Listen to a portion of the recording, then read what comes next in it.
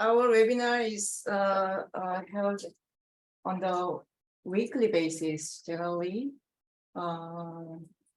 So today is the first Tuesday of October, which is an international webinar. So would you show the second slide? Okay, this is to raise capacity of our staff and participants. Usually we select one academic paper on marine debris and explain main contents by some of us. After that, we share the record and the contents by YouTube and our monthly newsletter. But for today, we have a very special presenters from Chile, but now from United States and Thailand as well. Please show the third slide. Okay. Our first presenter is Dr. Martin Thiel, professor of Chile. He will introduce this new citizen science program. He's very famous for the citizen science research area in the world. And our second presenter comes from COBSEA. We will have Mr. Mahesh Pradhan and Ms. Natalie to introduce implementing the COBSEA Regional Action Plan on Marine Debris. Okay, please, Martin, the floor is yours. Yes, thank you very much. First of all, thank you very much for your kind words and also for the invitation to present here. And I will try to share my presentation now. Let me see whether I can do that. Okay, let me see whether this is working. Can you see my presentation? Yes. Excellent. So I'm presenting here, or before I present this new project that we are developing at this moment, I wanted to mention a little bit about where we come from. We have been developing a citizen science program with school children, where we have been investigating along the entire Chilean coast marine litter together with schools from all over Chile. And in this program that we started in 2007, we actually have four important goals. The first one is to contribute to the scientific education of the school children. The second is generate relevant information about marine litter. The third is then foster among the participants and the wider general public the environmental awareness. And finally, we want to encourage change because we need change. We all know that. And with this program, we really focus on citizen science. So the citizens participate and they contribute to the scientific knowledge. So we publish our findings and we share that with everybody who is interested and sometimes who is not interested. Hopefully today everybody is interested. So and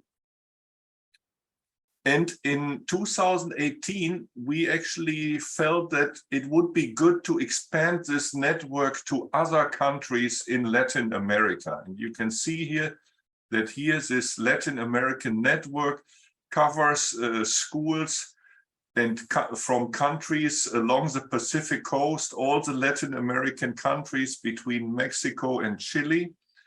And we have been doing a number of investigations during the last few years. And last year, for the first time, we did an international sampling of beach litter along the East Pacific coast, where due to the pandemic, we had not only school children participate, but also many other people, park rangers and volunteers from NGOs. And you can see here, we try to do science, but we also try to make it fun because, as we all know, science actually is fun and it should be fun. And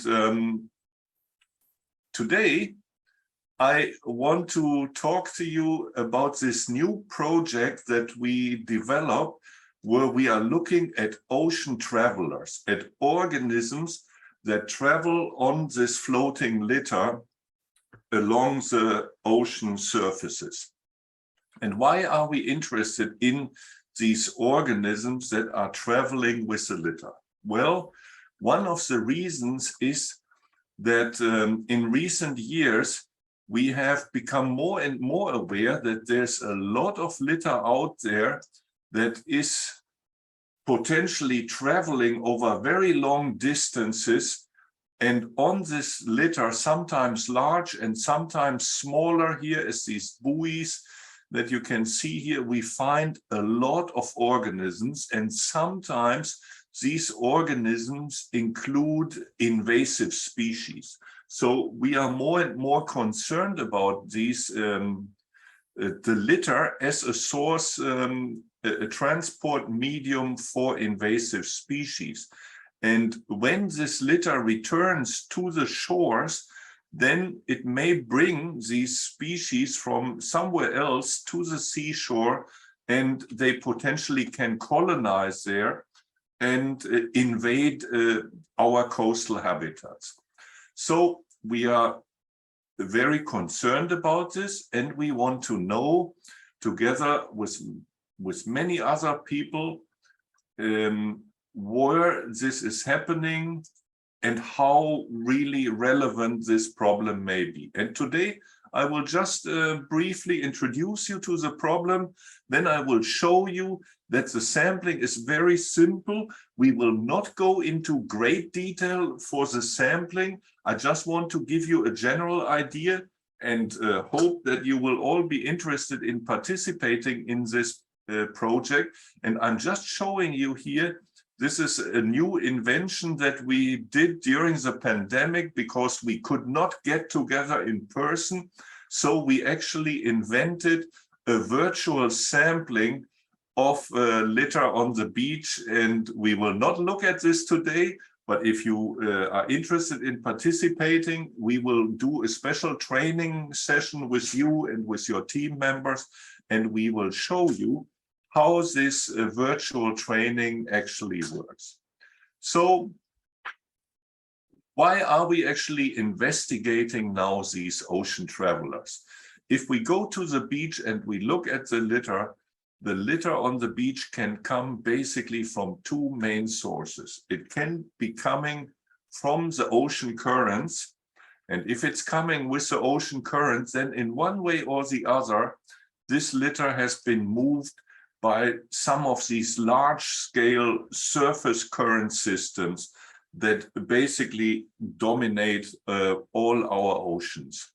And that have actually very interesting similarities in the different oceans. Each ocean is different, but the current patterns show certain similarities. But the litter can also come from visitors. And there's a number of people who go to the beach. There can be tourists, they leave their litter, there can be fishermen, there can be aquaculture or other activities that leave litter behind on the beach. But if the litter is coming with the currents and it has been traveling in the seawater for some time, and it can be sometimes it can be a few days or weeks, then there is organisms growing on these, there is organisms growing on this litter.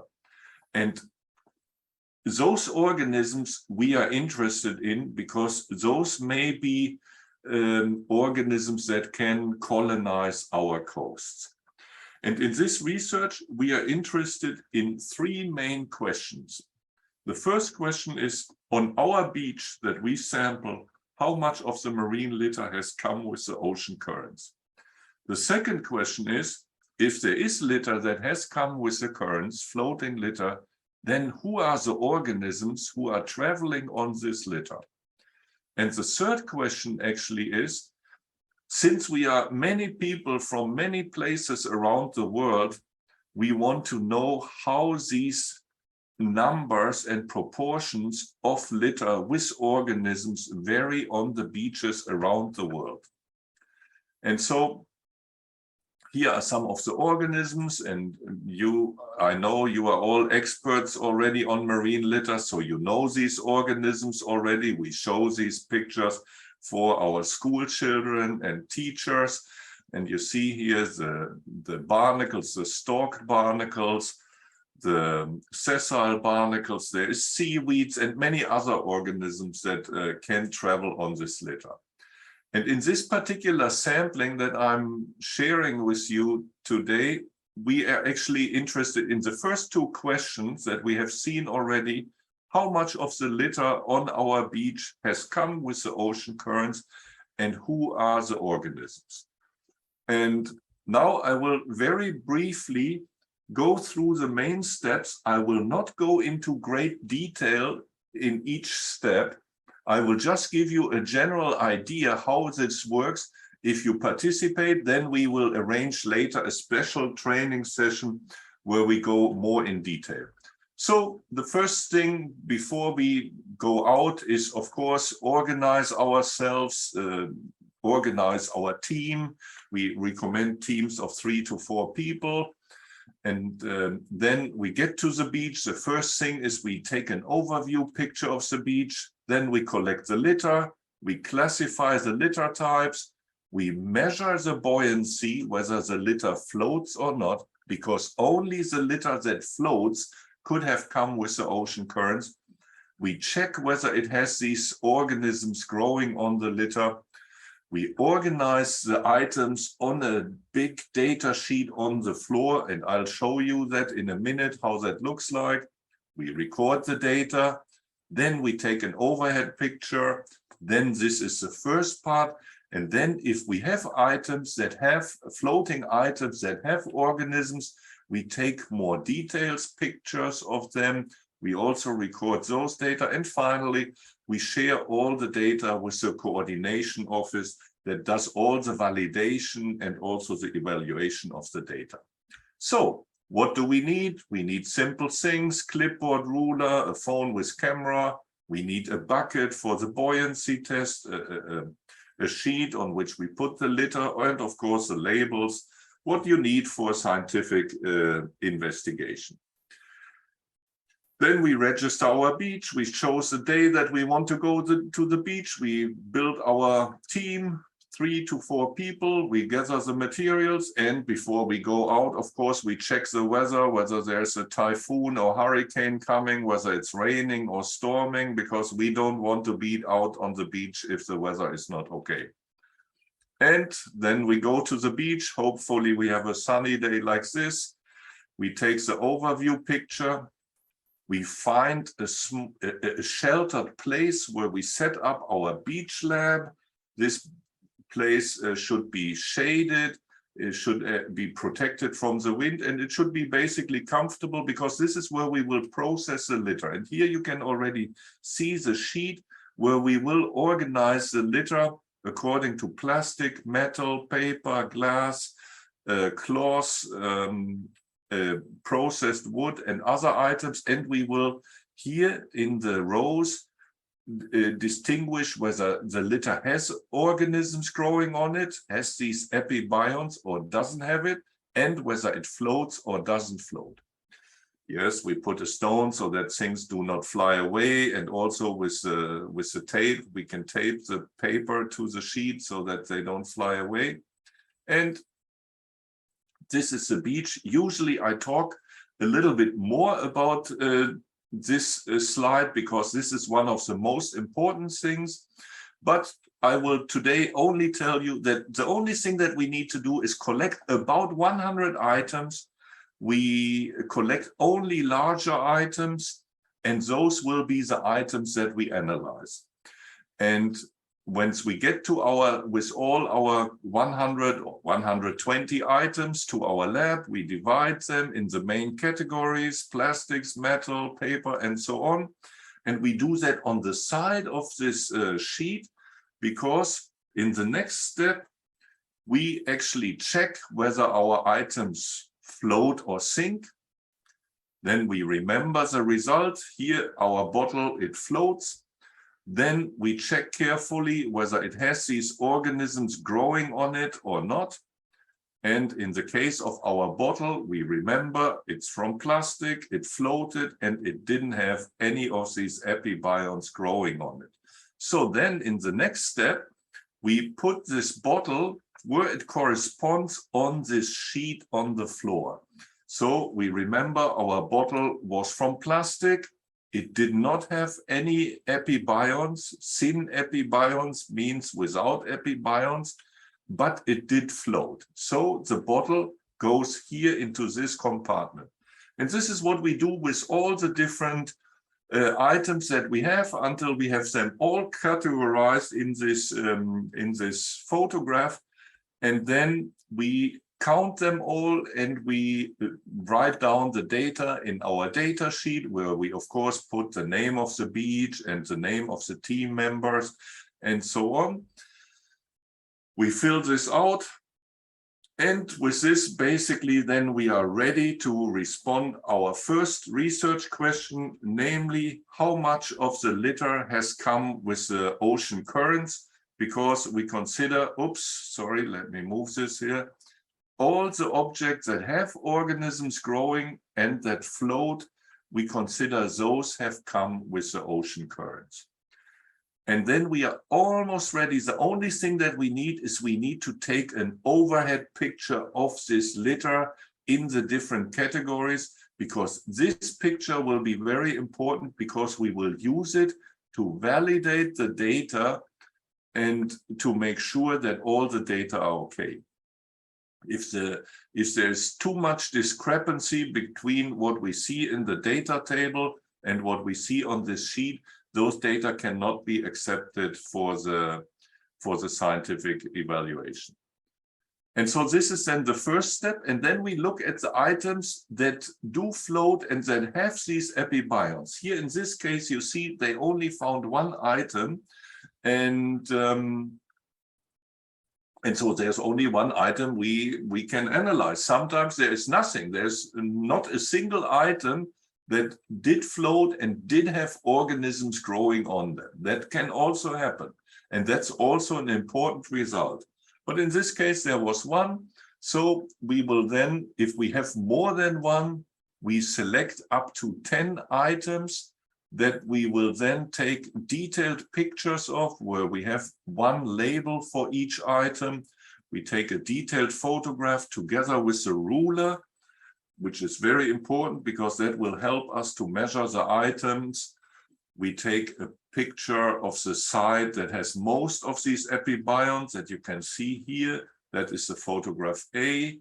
Then we turn the item around and we take a picture of the side B. And finally, we take a picture, a zoom picture, where we take a picture of more detail of the organisms, which will help us to identify the organism. And you can see the ruler is very important. It has to be in all these pictures of these objects. And then we also write down in a second data table what objects we had. And with those photographs, then we can answer the second research question: who are these organisms that are traveling on this floating litter? So here, for example, you can see the group that had this cup, this plastic cup here in their data sheet. They have the plastic material and the Starbucks cup, and they measured the size of this cup. And this is pretty much all there is. The final step then is sending all these images with the data and the pictures of the objects that have epibionts to the coordination team, which will organize all these data and pictures, will validate the data, which is very important. If you all know that, if you work with citizen scientists, it's very important, the data validation.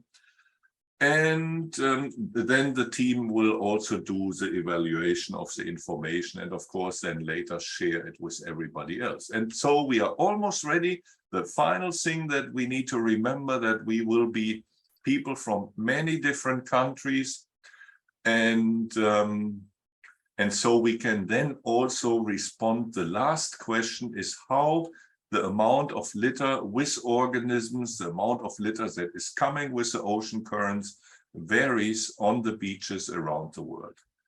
And that is pretty much it. And you are all very much invited to participate in this project. Of course, I will also leave the presentation later with you, but you can also scan the QR code that leads you directly to the project page. And I hope you will all be interested in participating in this project. And then we will do a more in detail training, and you will also be able to see how we do our virtual beach sampling on the computer. And that's what I wanted to share with you. If you have questions about anything about this project or other projects, please go ahead. Okay, thank you very much for the very interesting presentation. Now it's open for questions and comments. Is there anyone who have questions? Please raise your hand. Please use the response icon and turn on your camera and microphone. Okay, we have a question from Thailand. Okay. Proceed. Thank you. Thank you very much to the OSEAN to conduct this seminar. And thank you very much for the talk from Professor Martin.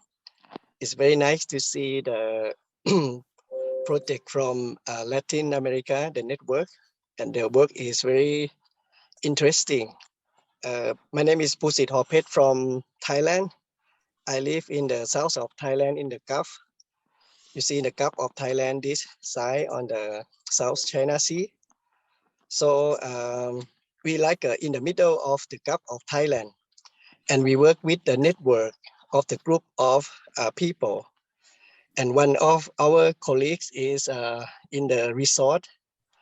And in the past, about a year ago, I noticed about the floating object. And we check it for the plastic bottle in particular. And we can see that many of them are floating from many countries, both from the north, if you could imagine about the geography of the area.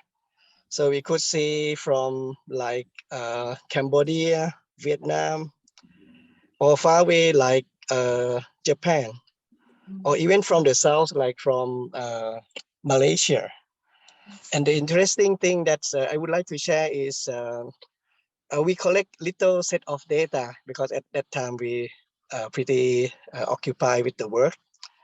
But one of the interesting thing on the floating bottle is we can see the barcode that indicate the date of the what you call the date of the lot of that bottle. So we could track back for how long. So we could see like about the shortest time is about like 30 days, one month. So we could see an interesting thing. We can see many apifauna like barnacles and things. So to me, this is a very good thing to learn more, and I would like to join the network. Yeah, thank you. Thank you very much. Yes, excellent. Yes. I have seen those bottle projects. We also have done, participated with Peter Ryan in this. Like a couple of years ago, the school children, they collected bottles and identified the bottle codes. But then came the pandemic, and Peter Ryan, he was very busy with other things. And so we don't know yet what he found out. But this is very, very interesting, the bottle thing. And yes, Thailand would be really interested. I have shared with you the map here, and I wanted to show you a little bit. You see, since we are from America, we have a lot of sampling in the Americas. We have a little bit also in Europe. We have more coming in Europe, but we would hope that we can also get more samplings from Southeast Asia, because this is a very interesting region of the world. You have a lot of currents, you have a lot of movement, just what you mentioned, Pusit. There's a lot of litter moving around between countries, sometimes over large distances. And so we expect that there's a lot of organisms also traveling around on this litter. Now, in this research, we will just, you know, this is just a first step. We want to see what's out there, what's happening. And then in the future, depending on what we find, we can go more in detail with this research. But yes, it would be wonderful if you and your team would participate. Okay, thank you very much. We have some time for one or two questions. Okay, Can I? okay, Jong-soo. Hello, nice to meet you, Dr. Martin. My name is Jong-soo Lee from OSEAN. And a simple question, how do you classify the epibiont after collecting the photos and data set? Do you classify the epibiont in specific way, detail? And do you classify the measure by picture, how much epibiont are there on the plastic? Yes. So, do you yes. do that? Yes. So we are basically planning. Okay. Sorry. Do you have another question? Scientific way, do you classify the epibionts? So yes, we classify them according. Let me show you. Let me try to show you the slide again, so then you can have a better idea. Let's go back to one here. This one I think is the best. So we are interested in the main functional groups, and we also interested in the main invasive species that we know that are traveling on marine litter. We also, that's why the ruler is very important. We also will measure the size of these epibionts, because that gives us an idea of how long this litter has been at sea and how long it has been floating. We have a relatively good idea of the growth rates of most of these organisms. What we will, in this stage, in this first phase, we will not be able to identify most of the species to the species level. We can identify, we can recognize the notorious invaders that we have, that we know, but most of the other species we cannot identify. And we decided at this first stage, this is possibly something that we will continue in the future years, to only work with pictures, because sending samples between countries is very difficult, especially for volunteers. You know, the museum people, they struggle nowadays with sending samples of organisms. And we simply decided that we cannot impose this on volunteers. At least in this first stage, we just will work with pictures. We will identify the main groups, and we will also measure the size and how much of the litter is covered by these organisms. Thank you so much. Sorry, simple question. No question. Natalie, can you give us a very short question?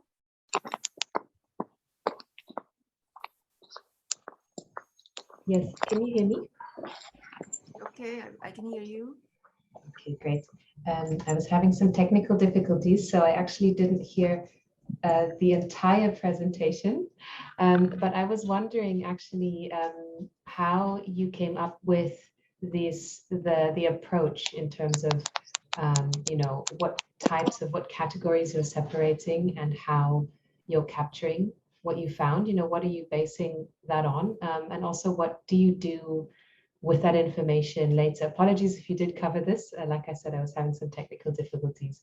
Does it go into a bigger system, national or international? So I'm just wondering this because there are loads of methodologies and approaches out there, including the, you know, from coastal cleanup and the Gesamt group and CSIRO's work. So I'm wondering how you came up with this specific approach and Yes. if it feeds into something bigger. Thank you. Yes, let me share my screen again. So with respect to the first question, how we came up with the approach, we have, of course, I know all the different sampling methods of litter on the beach very well. I have been part of the Gesamt group for many years. I have been working in the citizen science world for more than 15 years. And I could imagine, let me see whether I can share this and whether I can go back, that maybe one of your maybe critical question is about these categories: plastic, metal, paper, glass, and tissues or cloth. And we decided this based on the fact that we are working with school children and with many other untrained volunteers. And I know that there's many other classifications, but we have decided for this particular project to go with these categories because getting people to classify these other categories, sometimes more than 100 different categories, if you do not have a trained person on the beach, it's going to be very hard. And we have, like, school children with their teachers and other volunteer groups that simply do not go into that detail with the training.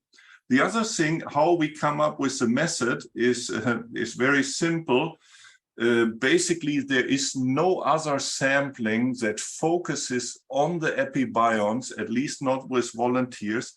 We have done a similar sampling along the East Pacific coast between Mexico and Chile a couple of years ago. We are currently in the process of preparing the publication. And as you will see here, let me go back one more and then I will finish, because I know that Sunny is already probably yes, and everybody. So you can see here we have members from different institutions. And foremost, I would like here to mention my colleagues from the Smithsonian Environmental Research Center. There is colleagues who have been working on the tsunami debris. There's colleagues who have been working on invasive species for many years. And we have very carefully discussed and designed these methodologies. We have tested them with volunteers.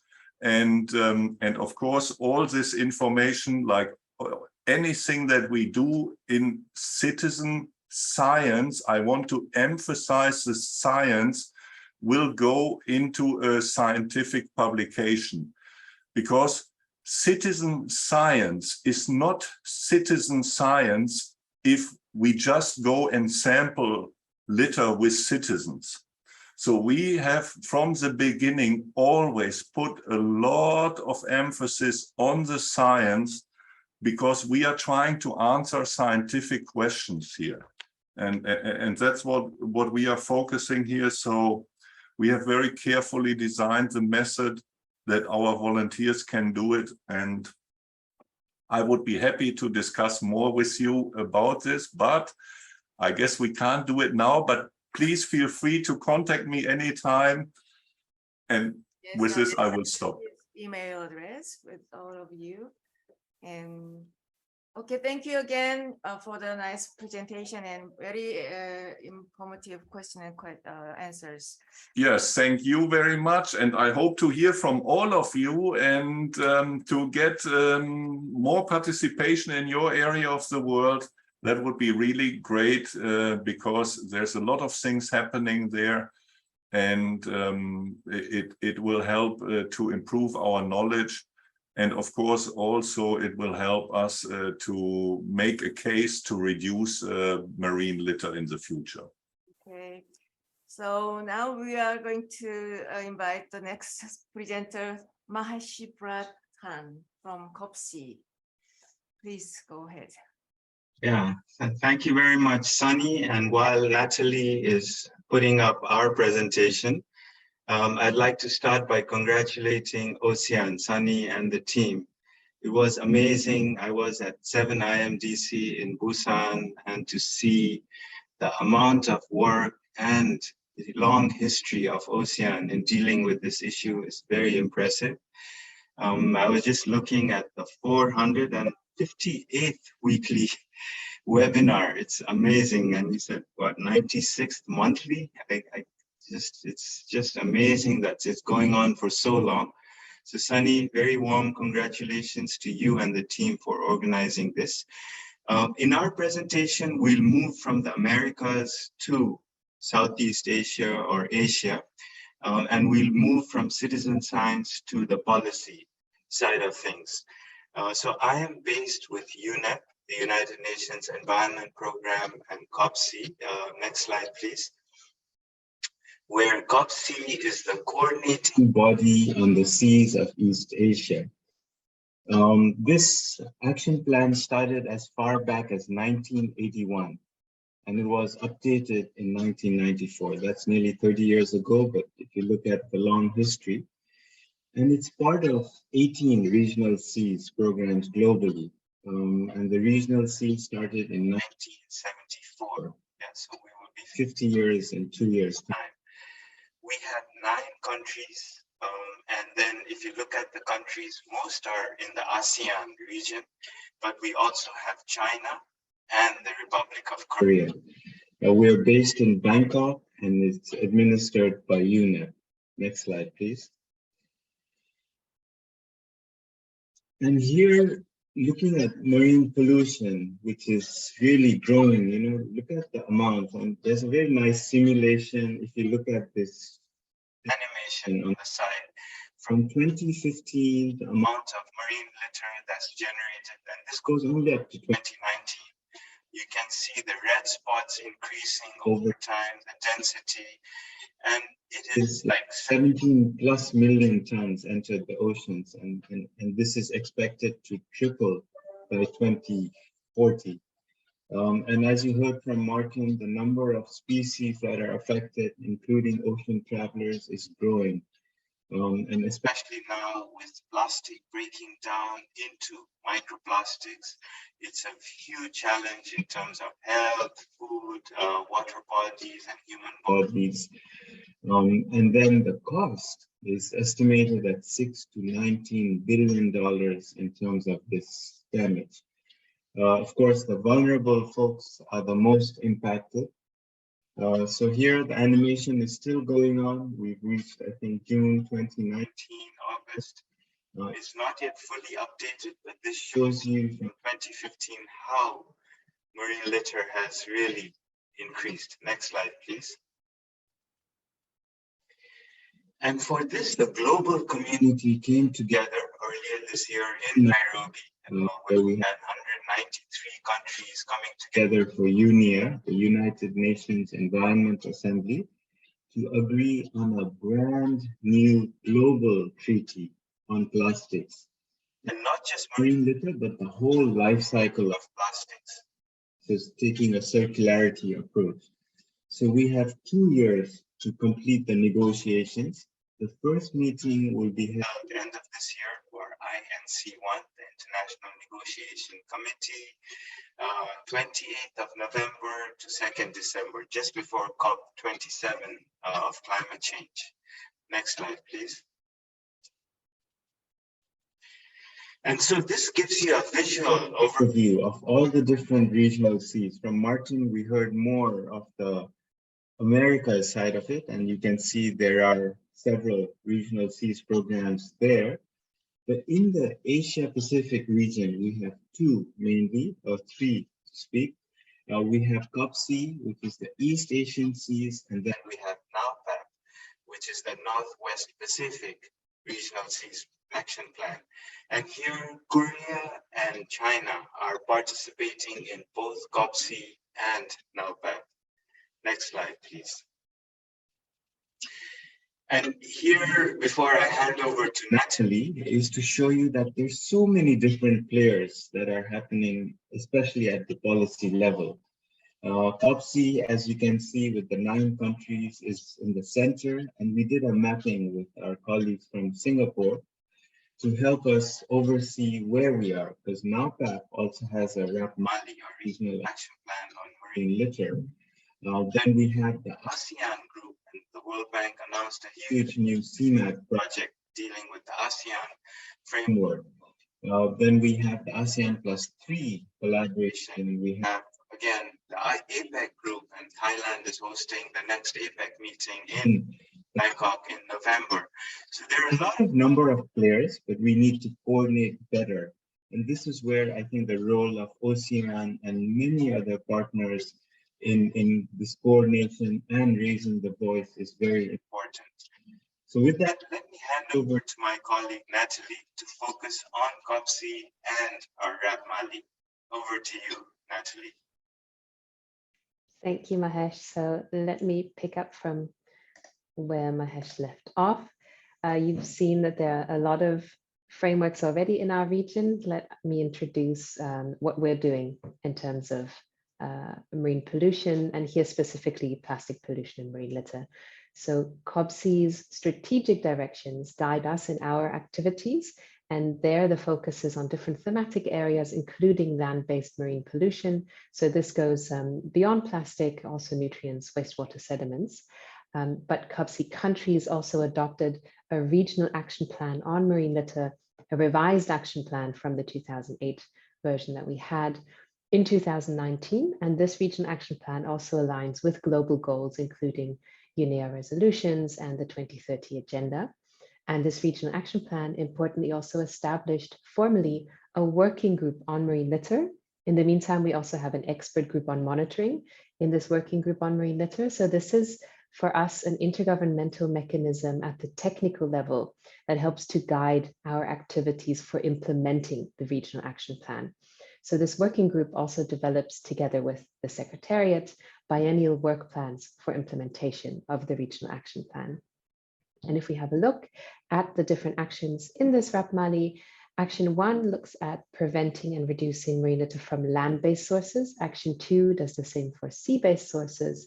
And Action 3 looks at strengthening monitoring and assessment. So here the focus is really on ensuring that we have a good evidence base for informed action.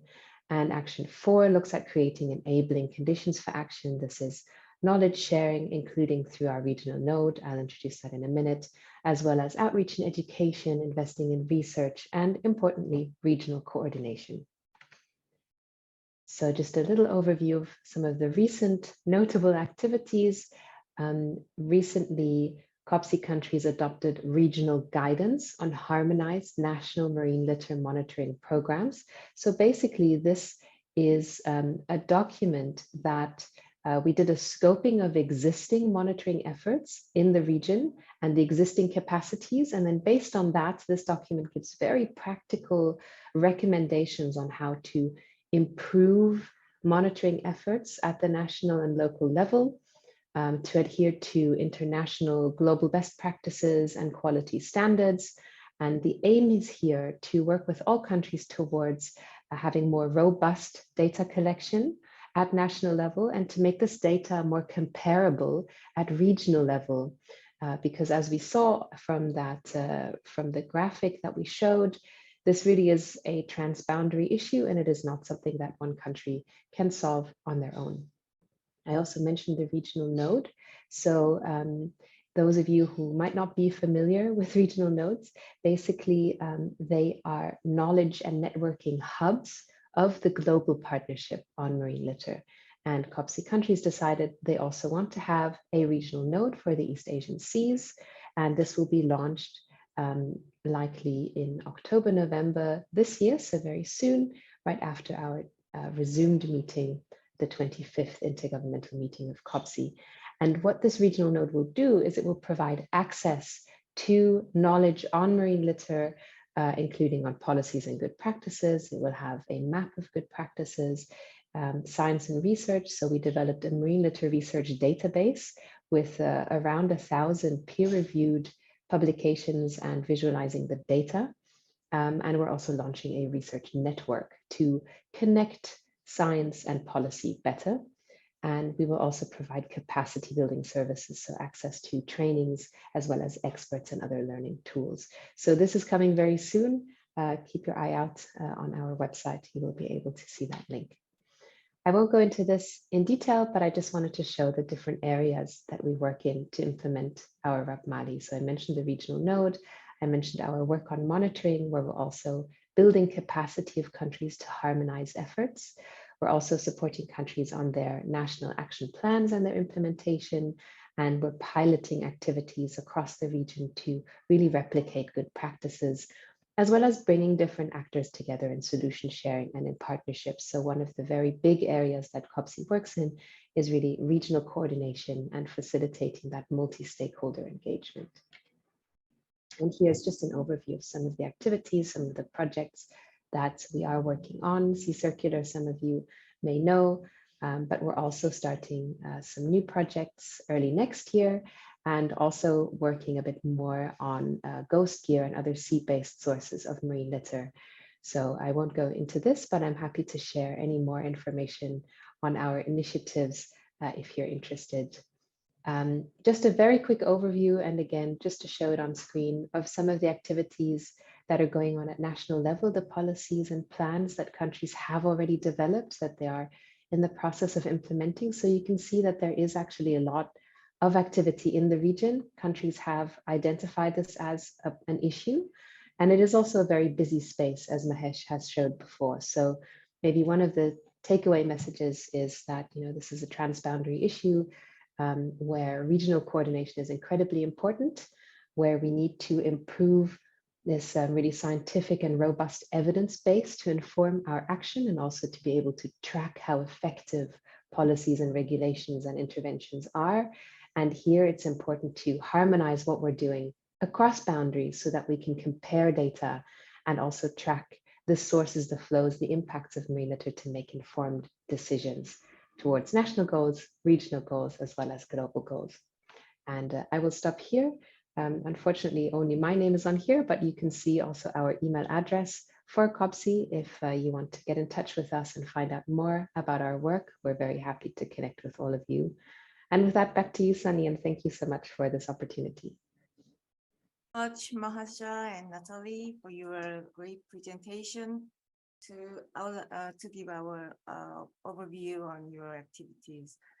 I think the COBSEA is the most active organization among the regional sea program under United Nations Environment Program in the world. So I'm very happy to introduce their activities to our participants here. So now it's time for question and comments. Please let us know if you have anything to say. We have participants from Philippines, Vietnam, Australia, and Indonesia. And we have one person, Mayan Moja, I don't know location, but I think we see our UNEP Goodwill Ambassador, Antoinette, there too. Greetings. thank you. Hi, everyone. Good morning. Mabuhay from the Philippines. I'm really enjoying the presentations, and we're looking forward to finding more ways to contribute as well. Of course, through COBSEA, through OSEAN, and through the work that we're doing here in the Philippines. And grateful to always be here and communicating with you all, and looking forward to our next mission together. Thank you for your presentation, Mahesh and Natalie. Thank you, Cora. Thank you. Maybe, Sunny, I can just mention that I was impressed to see that OSEAN is doing something in the Philippines. It'd be wonderful to collaborate a bit more, because we were also speaking with our Environmental Management Bureau. We have the next meeting of the COBSEA intergovernmental meeting in Hanoi next week. The working group on marine litter is also meeting. So Sunny, if you or any colleagues are interested to join, you are more than welcome. And this is a multi-stakeholder group. There's also an expert group, but we need to make that connection between the different stakeholders and link it with policy, so that we're trying to make sure that end of the day, we all move towards the INC process and we support that process. Yes, I just wanted to add that bit of information. Okay, would you share the link and information in our chat box? Yes, yeah.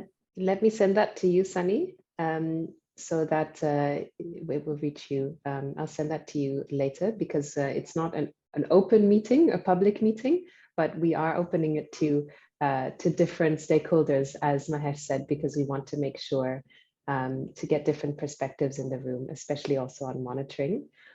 So this is also, I think, an area where it will be very interesting to coordinate with OSEAN, and you have a lot of expertise on monitoring, where we've been doing a lot of work there in the region with different technical partners. I think I see there's also someone from Green Hub in this call. So they are one of the technical partners in Vietnam, for instance, and we're working with CSIRO a lot as well. So it would be really great if we can connect on that and see how we can further strengthen capacity and create an equal playing field and harmonize efforts in the coming months and years. We have plenty of time for question and answers. Please. Okay, Steve, yeah. I have one question. I'm Jong Myung Lee of our Survey Station Network. I'm very impressed that COBSEA is covering marine litter issue with various kind of a project.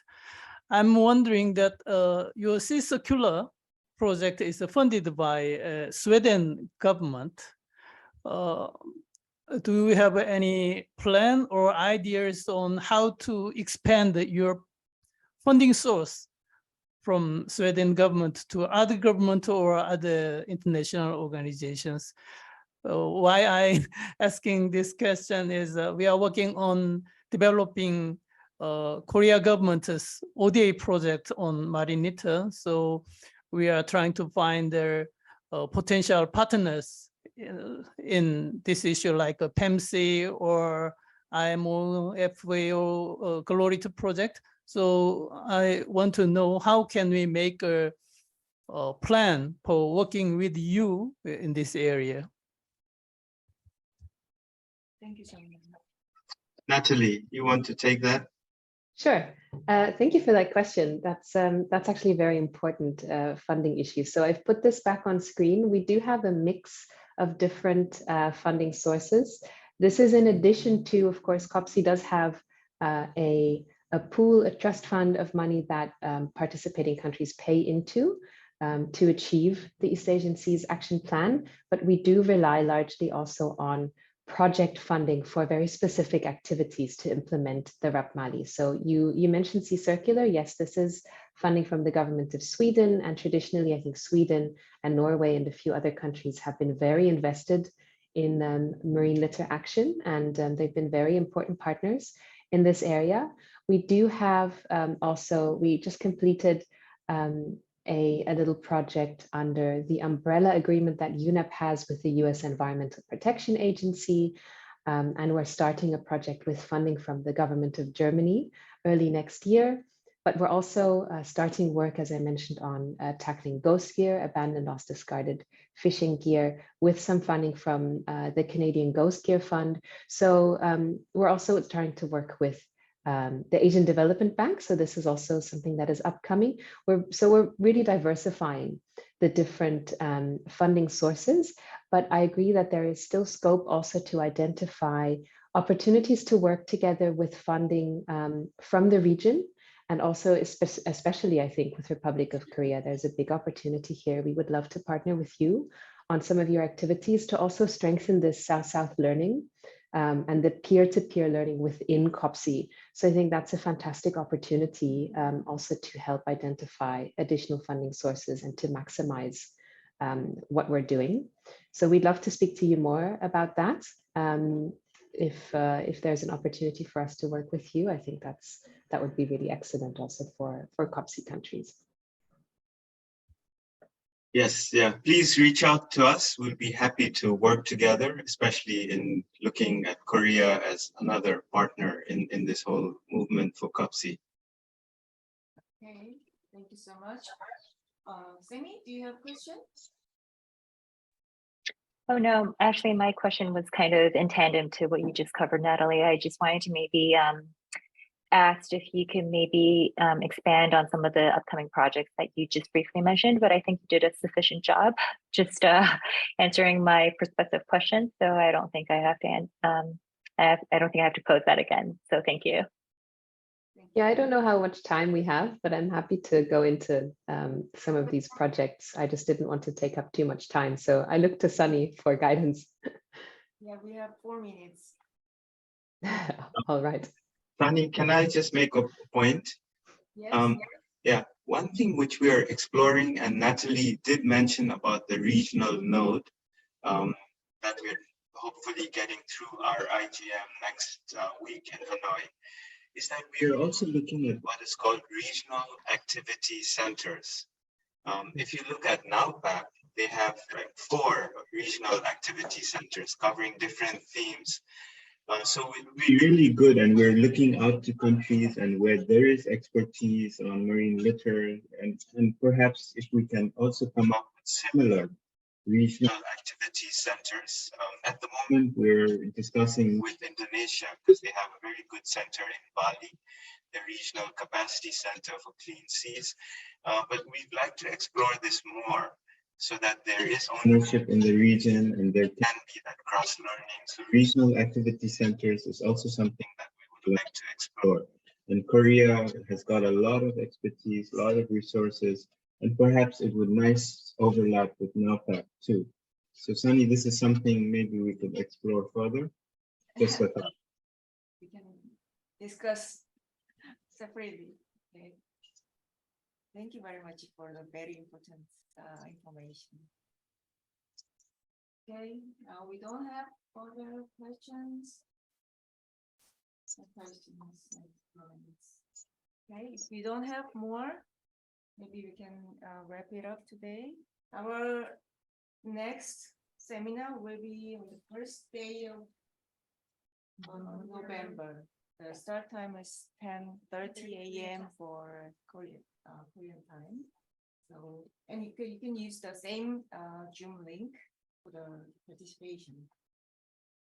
I'm really happy for many participants from many countries at this time. So I hope everybody enjoy your season and to see you again next month.